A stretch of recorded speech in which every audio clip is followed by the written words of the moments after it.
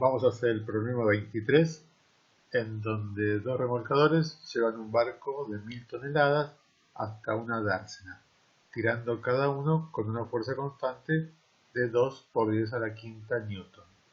Si la fuerza de rozamiento que ejerce el agua sobre el barco es 10 a la quinta newton, ¿cuál es la aceleración del barco? Lo primero que hacemos es un gráfico, un esquema, mostrando la situación.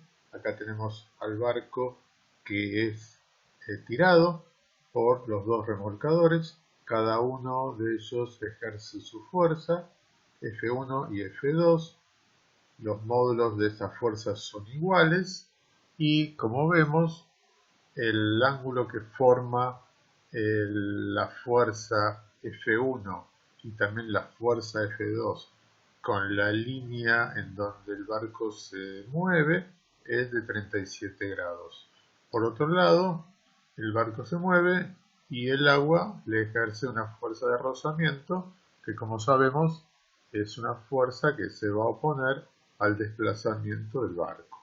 Entonces tenemos la fuerza de rozamiento también, y esto entonces sería el esquema básico de las tres fuerzas que están obrando sobre el barco en un plano, digamos, sobre la superficie del agua.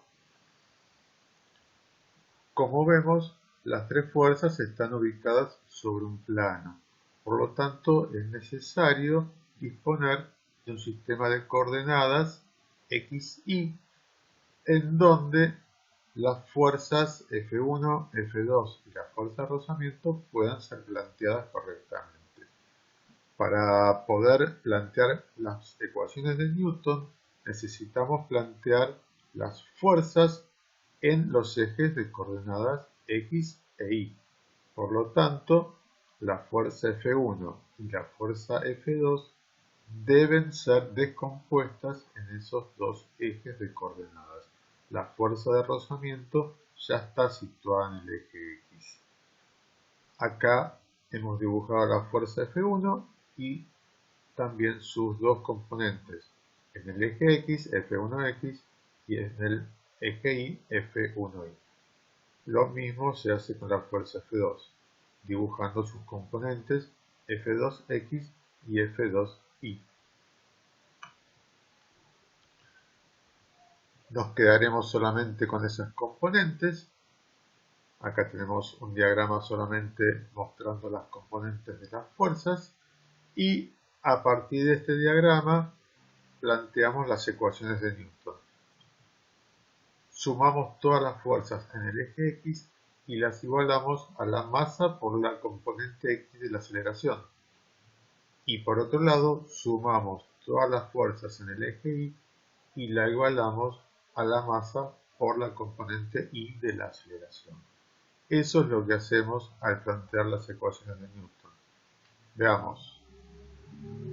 El eje X es positivo hacia la derecha. Todas las fuerzas o componentes de fuerzas que actúen en ese sentido serán positivas, y las que actúen en el sentido opuesto serán negativas. Entonces voy a sumar F1X y F2X y le voy a restar la fuerza de rozamiento para la primera ecuación de Newton. Eso lo igualo al producto de la masa por la aceleración componente X. Hago algo análogo con el eje Y. El eje Y está apuntando hacia arriba positivamente. Todas las fuerzas o componentes de fuerzas que actúan en ese sentido serán positivas, y las que actúan en el sentido opuesto negativas. Entonces la cuenta que hay que hacer es F1Y menos F2Y. Ese es el planteo de la ecuación de Newton en ese eje. F1Y menos F2Y igual al producto de la masa por la componente de aceleración en ese sentido.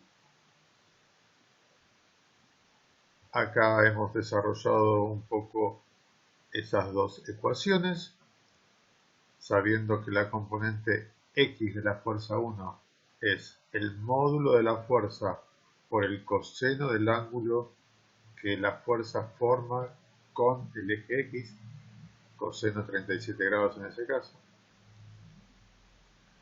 Algo similar para la fuerza 2. Fuerza 2 por coseno de 37 grados menos la fuerza de rozamiento igual a masa por aceleración X. Para las componentes en el eje Y, F1, ahora la descomposición seno de 37 grados menos F2 por seno de 37 grados igual a la masa por la componente Y de la aceleración.